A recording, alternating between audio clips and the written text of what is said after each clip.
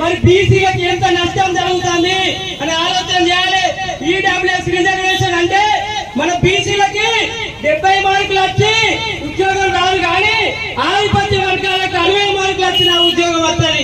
అంటే EWS reservation ఈ రోజు 24 గంటల ఉన్నత స్థాయి అధికారులు అధికార బలంతో ఉపయోగించుకొని ఈడబ్ల్యూఎస్ రిజర్వేషన్ ఎంచుకున్నారు. అంటే అధికారానికి ఎంత బలం ఉంటుందో మనం ఆలోచన చేయాలి. ఇంకెన్నేళ్ళు మరి ప్రతి ఆధిపత్య వర్గాలకు కూడా వాళ్ళ మీటింగ్లకు మరి మన బహుజన బిడ్డలే మన బిడ్డలే మరి మీటింగ్లకు పోయి ఉంటది.